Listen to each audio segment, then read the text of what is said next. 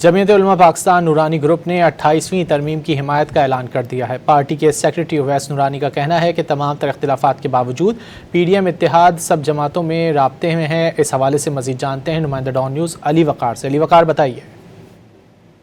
मेरे साथ इस वक्त JUP नूरानी ग्रुप के सेक्रेटरी जनरल अवैस नूरानी साहब मौजूद हैं, जो वज़ीर आज़म के एडवाइज़र भी रहे हैं और PDM में भी बड़ा इनका अहम किरदार रहा। आजकल 28वीं तरमीम की बाज़गश्त है, इस हवाले से क्या तैयारियां हो रही हैं और ये जो मजहबी जमातें हैं, क्या इस दफ़ा भी वो 28वीं तरमीम की हमायत में अपना वोट देंगी?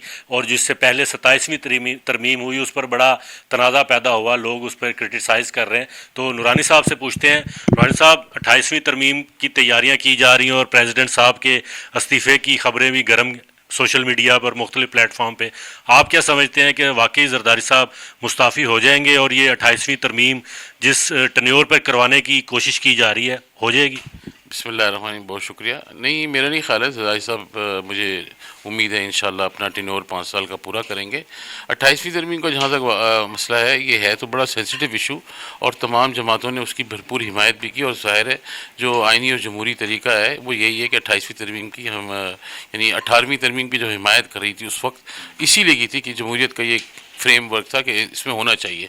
मगर तो सूबे सिंध के अंदर अगर NFC अवार्ड के ज़रिए 18वीं तरमीम के ज़रिए पिछले फाइनेंसिंग का बंदोबस्त उसी तरह रहा और सिंध को फंड मिलता रहा और सिंध की आवाम भूखी प्यासी और अफलास में मुब्तला रही और KPK के लोग इस तरह मुब्तला रहे तो फिर ऐसी तरमीम का कोई फ़ायदा नहीं होगा जब तक वो आवाम तक उसकी रसाई हासिल ना हो। बिल्कुल, आपने नूरानी साहब की बात सुन ली। उन्होंने कहा कि PDM इस वक्त जो है वो कैलुला फरमा रही है और बवक्त ज़रूरत दोबारा भी वो एक्टिव हो सकती है। बहरहाल 28वीं तरमीम के हवाले से उन्होंने कहा है कि अगर वो मुल्क के लिए बेहतर साबित होती है तो सियासी मजहबी जमातें उसकी हमायत करने को तैयार हैं। जी, बहुत शुक्रिया अली वकार इन तफसीलात के लिए।